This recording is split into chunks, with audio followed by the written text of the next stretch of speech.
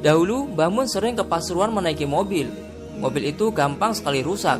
Jadi kalau perjalanan jauh di pertengahan perjalanan harus servis. Yang aneh ketika beliau perjalanan pulang dari Pasuruan, di tengah perjalanan sopir beliau berhenti di sebuah bengkel untuk mengecek mobilnya. Ketika tukang bengkel mengecek mobil tersebut, tukang bengkel langsung kaget dan bertanya, "Ini mobil siapa?" "Ini mobilnya Mbah Mun." "Memangnya kenapa, Pak?" Sang sopir langsung menjawab. Tukang bengkel lalu menjawab sambil menunjukkan tempat saluran bensin. "Ini selang saluran bensinnya tidak sambung atau tidak terpasang. Kenapa mobilnya bisa berjalan?" Tukang bengkel terheran-heran karena melihat keanehan tersebut. Kejadian ini pun tidak lepas dari karomah Mbah Mun sendiri. Yang kedua, menghentikan hujan lebat. Pada saat Mbah Mun mengisi pengajian Maulid di Kudus, beliau memberikan tausiah kepada para hadirin yang datang. Dalam situasi asyiknya para jamaah mengikuti pengajian Maulid itu, tiba-tiba tidak disangka hujan turun begitu lebat hingga membuat para hadirin berlarian mencari tempat yang aman dari guyuran hujan. Saking derasnya hujan, panitia pun mempersilahkan Mbah Mun untuk transit masuk ke dalam rumah. Hujan pun bertambah deras. Hal ini membuat panitia kebingungan bagaimana cara memuliakan Mbah Mun yang mulai terkena percikan air hujan. Di tengah kepanikan panitia dan para hadirin, Mbah Mun pun berdoa kepada Allah Subhanahu wa taala agar hujan segera berhenti. Tiba-tiba tidak disangka, tak lama kemudian hujan deras itu berhenti. Yang ketiga, bertemu Nabi Khidir alaihissalam. Dahulu Mbah Mun ketika nyantri di pesantren Lirboyo Kediri, Jawa Timur, pernah ditemui Nabi Khidir. Sekitar jam 11 siang, seperti ada suara yang memanggil. Ternyata suara itu datang dari kuburan dekat pondok, kisah Kiai Ali. Ternyata di kuburan itu ada Nabi Khidir. Pakaiannya seperti petani, pakai caping. Nabi Khidir pun berkata kepada Mbah Mun, "Kamu cinta sama saya juga cinta sama kamu, dijamin Gusti Allah nantinya." Setelah dahulu begitu, Nabi Khidir mendoakan Mbah Mun lama sekali. Setelah lama berdoa dan diamini oleh Mbah Mun muda, Nabi Khidir kemudian menghilang. Mbah Mun pun juga akhirnya balik ke pondok lagi. Fakta ini ternyata diketahui Kiai Makhrus Ali. Setelah pertemuan itu, Mbah Mun muda langsung terlihat sosok santri muda yang sangat alim. Mbah Mun muda juga akhirnya mengaku kepada Kiai Makhrus perihal hal yang baru saja dialaminya. Yang keempat, Mbah Mun bisa melipat waktu. Saat Kiai Fadlan masih kuliah di Universitas Al-Azhar Kairo, Mesir, Kiai Fadlan diminta tolong oleh Mbah Mun untuk menghantarkan ziarah ke makam Imam Syadili. Akan tetapi saat itu Kiai Fadlan agak bingung karena waktu yang dimiliki Mbah Mun sangat mepet alias terbatas. Padahal perjalanan menuju makam tersebut sangat jauh, bahkan harus menginap. Dengan keyakinan dan ketaatiman kepada beliau, Kiai Fadlan tetap mengiyakan permintaan beliau.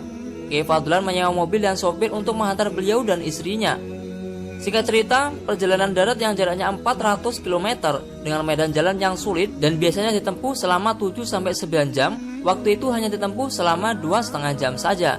Padahal saat perjalanan, beberapa kali mobil yang ditumpangi Kiai Fadlan, Mbah Mun dan istrinya beberapa kali berhenti untuk istirahat, makan dan sholat di beberapa tempat yang dilaluinya. Yang kelima, Mbah Mun menyembuhkan penyakit dengan air putih. Masih menurut Kiai Fadlan, ketika mengantar Mbah Mun dan istrinya ke makam Imam Syadili, mereka mampir di sebuah musola untuk sholat jamak takdim. Seusai sholat, mereka mampir makan di warung makan sebelah musola. Saat menunggu pesanan makanan, si ibu pemilik warung tiba-tiba membawa sebotol aqua seraya meminta Mbah Mun untuk mendoakan air tersebut. "Wahai Syekh, doakan suami saya, ia sedang sakit," pinta si ibu. Setelah air itu didoakan, Mbah Mun bertanya, "Di mana suamimu?" Kemudian si ibu mengantar Mbah Mun ke tempat suaminya, lalu didoakan dan diolesi oleh Mbah Mun dengan air tersebut. Tak beberapa lama kemudian suami si ibu berangsur-angsur pulih. Usai makan, Kiai Fadlan, sopir, Mbah Mun dan istri pamit pulang. Namun si ibu pemilik warung menolak dibayar. Si ibu merasa berterima kasih suaminya sudah didoakan oleh Mbah Mun. Namun Mbah Mun tetap membayar semua pesanan makanannya. Mbah Mun benar-benar ikhlas menolong orang Mesir yang tidak dikenalinya itu. Yang keenam, restoran Mesir terbakar setelah menipu Mbah Mun. Kiai Fadlan juga menceritakan saat ia dalam perjalanan mengantar Mbah Mun dan istrinya menuju makam Imam Syadili. Mbah Mun minta untuk mampir dulu di sebuah restoran yang bergandengan dengan hotel. Malam itu Mbah Mun, istrinya, Kiai Fadlan dan sopir memesan makanan seafood. Setelah makan, Mbah Mun memberi uang 300 pon Mesir kepada Kiai Fadlan. Uang sebanyak itu harusnya sudah cukup untuk membayar makan mereka berempat. Akan tetapi si kasir bilang totalnya 750 pon Mesir. Langsung saja Kiai Fadlan mengeluarkan uang dari dompetnya untuk menambal kekurangannya. Tanpa diduga, Mbah Mun mengetahui kejadian itu. Seraya berkata, "Mas Fadlan kok nambah banyak? tanya beliau. Kiai Fadlan menjawab, tidak nambah Mbah Yai. Loh, saya lihat nambah kok, kata beliau. Karena orang Arab Mesir biasanya ngitung uang di angka di depan mata dia, maka kelihatan dari jauh jumlah tambahannya lebih banyak. Ringkas cerita, beliau mendesak pertanyaannya. Berapa itu tadi mas? Tanya Mbah Mun. Kiai Fadlan menjawab, 750 pon Mbah Yai. Saking tidak ridhonya harga yang terlalu mahal, terucap kata-kata Mbah Mun seperti ini. Laisa minna, bukan dari golongan kita. Masya Allah. Saat mereka berempat keluar dari restoran tersebut, tidak berapa lama kemudian restoran itu terbakar bersama hotelnya. Tidak bisa dipadamkan. Sang sopir menelpon Kiai Fadlan. Masya Allah, kalumu Syekh Maimun Zubair, kalamuhu doa. Omongannya Syekh Maimun Zubair bahaya, omongannya itu doa. Al-funtuk alladzi nakul fi mahruk lam yati fihi.